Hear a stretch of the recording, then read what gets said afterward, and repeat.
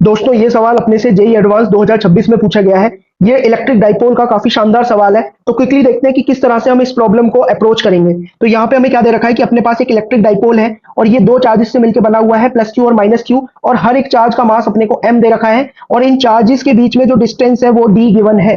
बोला गया है इनिशियली डाइपोल रेस्ट पर है और इसकी डाइपोल मोमेंट आई डायरेक्शन में, आई डायरेक्शन मतलब एक्स डायरेक्शन में पॉइंट कर रही है। तो पहले अगर मैं इनिशियल सिचुएशन देखूं तो मान लो ये है मेरे पास एक्स डायरेक्शन। तो यहां पर इनिशियल अगर देखें, इनिशियली इनिशियली अपना पूरा का पूरा डाइपोल एक्स डायरेक्शन में है, मतलब डाइपोल मोमेंट एक्स डायरेक्शन में है। अगर मैं चार्जेस की बात करूं तो इधर अपने पास होगा माइनस चार्ज और यहां होगा अपने पास प्लस चार्ज। डाइपोल मोमेंट हम जानते हैं वो माइनस नेगेटिव चार्ज से पॉजिटिव चार्ज की तरफ पॉइंट करती है, तो इधर की तरफ इनिशियल इसकी डाइपोल मोमेंट है। फिर हमसे क्या बोला गया है, हमसे ये बोला गया है कि अब एक यूनिफॉर्म इलेक्ट्रिक फील्ड ई जे कैप, मतलब वाई डायरेक्शन में एक इलेक्ट्रिक फील्ड सेटअप कर दिया हमने ई जे कैप। इसको टर्न ऑन किया है t इज इक्वल टू 0 पर और टर्न ऑफ कर दिया है t is equal to T F पर। तो बोला है when the dipole moment makes an angle theta F with I cap, मतलब जब डाइपोल मोमेंट x डायरेक्शन के साथ प्लस x के साथ थीटा एफ एंगल बना रही होगी, तो हमें इन सारे ऑप्शंस के ऊपर देखना है फिर कि कौन सा ऑप्शन सही है और कौन सा ऑप्शन गलत है।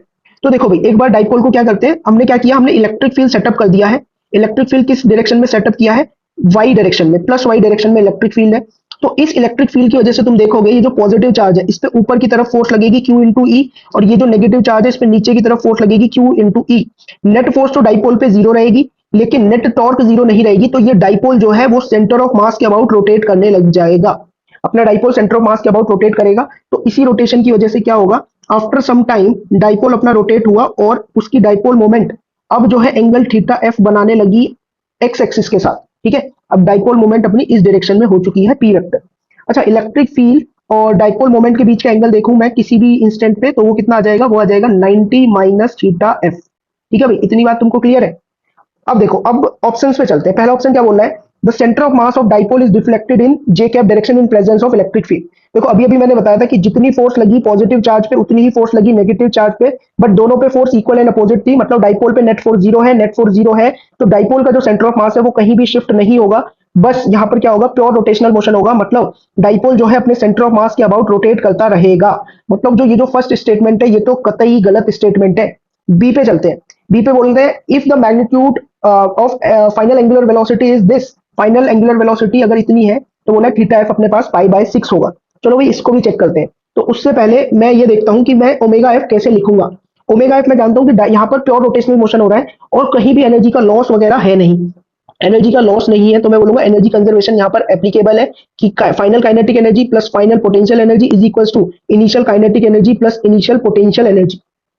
अच्छा, अगर पोटेंशियल एनर्जी देखूं इनिशियल डाइपोल की, इनिशियली डाइपोल अपने पास क्या था, बिल्कुल रेस्ट पे पड़ा हुआ था और कोई इलेक्ट्रिक फील्ड भी नहीं था, तो डाइपोल की पोटेंशियल एनर्जी इनिशियल हो गई जीरो।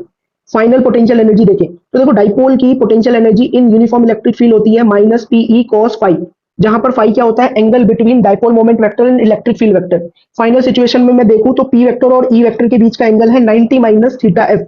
तो फाइनल पोटेंशियल एनर्जी मेरे पास हो जाएगी minus P E cos of 90 minus theta F. 90 minus theta F मेरे पास बन जाएगा साइन थीटा एफ। तो फाइनल सिचुएशन में डाइपोल की पोटेंशियल एनर्जी है minus P E sine theta F. अब देखो फाइनल काइनेटिक एनर्जी अपने पास रहेगी और इनिशियल फाइनल पोटेंशियल एनर्जी क्या है, minus P E sine theta F. Initial kinetic energy zero थी, इनिशियल पोटेंशियल एनर्जी भी जीरो थी। तो यहां से हमें पता चल रहा है कि फाइनल काइनेटिक एनर्जी जो डाइपोल की रहेगी किसी भी इंस्टेंट पे वो रहेगी P E sine theta F. Okay, अब देखो डाइपोल जो है वो प्योर रोटेशनल मोशन कर रहा है, तो इसकी जो फाइनल काइनेटिक एनर्जी है वो मैं लिखूंगा half of I times of I is moment of inertia omega final का square is equal to P. Dipole moment है ना, इसको भी मैं लिख सकता हूं कि इधर charge into separation between the charges into E, और ये हो जाएगा साइन थीटा एफ। अब मेरे को देखना है मोमेंट ऑफ इनर्शिया, तो हमें दे रखा है कि डाइपोल में हर एक चार्ज का मास है m, और जो अपना डाइपोल है वो सेंटर ऑफ मास के अबाउट रोटेट कर रहा है, और सेंटर ऑफ मास से मतलब इन दोनों के बीच का डिस्टेंस तो था d। अब किसी भी एक चार्ज का अगर मैं देखूं डिस्टेंस कितना होगा सेंटर ऑफ मास से, वो होगा d बाई टू।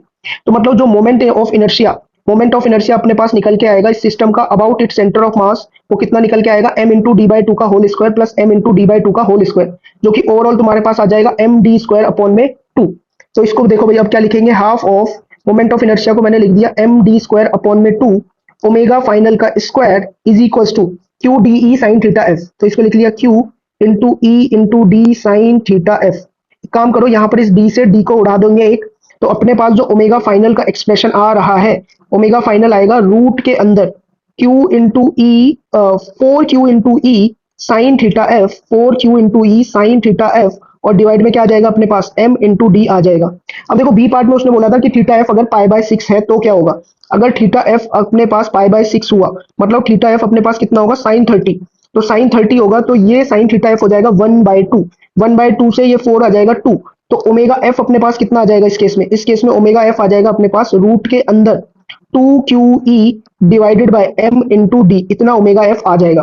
क्या ऑप्शन में यही ओमेगा एफ दे रखा है या नहीं, बिल्कुल देखो यही अपने पास ओमेगा एफ है 2QE बाय एम डी, नीचे भी इतना ही आया 2QE bye M D root के अंदर, तो मतलब ये जो बी स्टेटमेंट है ये तो एकदम सही है। अब सी स्टेटमेंट चेक करते हैं, ये बोला अगर थीटा एफ तुम्हारे पास पाई बाय 3 है तो the change in kinetic energy of dipole will be 2√3 into QED।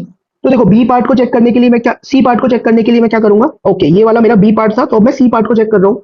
C part को चेक करने के लिए मैं बोलूंगा चेंज इन काइनेटिक एनर्जी जो रहेगी वो रहेगी final kinetic energy minus initial kinetic energy. Initial kinetic energy अपने पास 0 थी और फाइनल काइनेटिक एनर्जी इस वाले एक्सप्रेशन से मैं देखूं तो वो था P E sine theta F, P को मैंने लिख लिया Q into E into D, P को लिख दिया क्यू इंटू डी, तो ये हो गया Q E D sine theta F. Theta F उसने कितना बोला है अपने को, थीटा एफ बोला है pi by 3 that is 60 degree, अगर मैं 60 लिखूंगा तो ये हो जाएगा sine 60 √3/2 Q into E into D. क्या यही दे रखा है, बिल्कुल गलत, इसने तो बोला है 2√3 QED, मतलब सी स्टेटमेंट तो गलत हो जाएगी। डी स्टेटमेंट चेक करते हैं, वो बोला अगर थीटा एफ पाई बाय 4 है so the dipole rotate around it centre of मास, ठीक है भाई, अगर पाई बाय 4 है ऑब्वियसली बात है रोटेट करेगा सेंटर ऑफ मास के about with constant angular velocity after T greater than T F. Constant angular velocity कब बोला इसने, T is greater than T F. तो एक बात समझो कि भाई जब T greater than T F है तो इलेक्ट्रिक फील्ड तो बंद कर दिया है, T greater than T F पे क्या किया है हमने, अब ध्यान से समझना, T greater than T F पे हमने क्या किया है, इलेक्ट्रिक फील्ड को बंद कर दिया है, मतलब इलेक्ट्रिक फील्ड हो गया है 0। तो डाइपोल पे जो टॉर्क रहेगी, टॉर्क टॉर्क कितनी होती है, पीई साइन थीटा, तो after switching off the electric field torque हो जाएगी 0। टॉर्क अगर 0 हो गई तो इट मींस एंगुलर एक्सेलरेशन हो जाएगा 0, अगर एंगुलर एक्सेलरेशन 0 रहा तो ओमेगा हो जाएगी कांस्टेंट, तो मतलब डाइपोल ऑब्वियसली बात है कांस्टेंट एंगुलर वेलोसिटी के साथ घूमेगा, मतलब डी स्टेटमेंट भी हो जाएगी सही, तो इसके सही आंसर है option B and option D.